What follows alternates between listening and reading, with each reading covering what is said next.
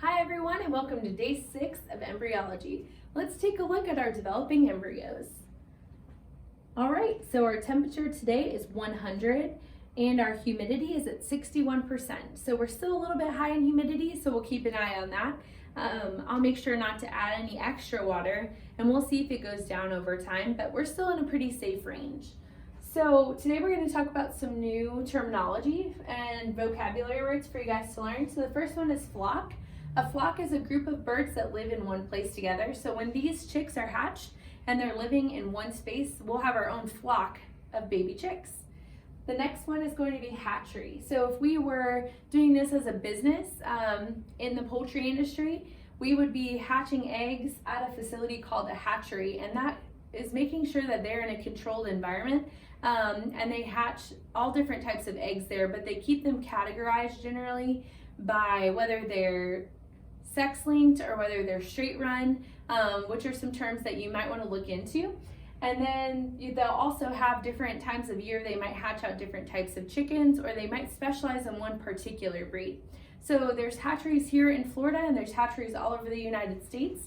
They're also very biosecure, so they want to make sure to maintain a really high level of cleanliness and animal care in those facilities.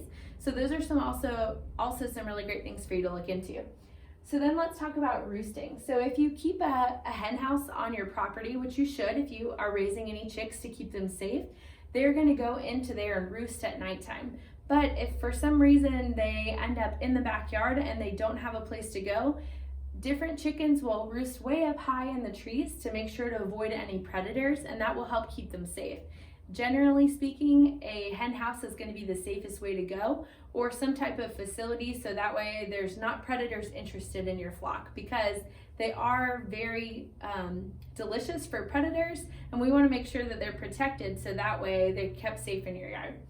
Next, we're going to talk about some different anatomy on our chickens. So I made a pretty sad drawing here, but hopefully you'll get the picture. So we've got our hen here. There's a few different areas labeled. So the first one is going to be the crop. This is where the hen starts to store food in order for it to be digested. So it goes from the crop here to the proventriculus. This proventriculus is another area where it starts digestion.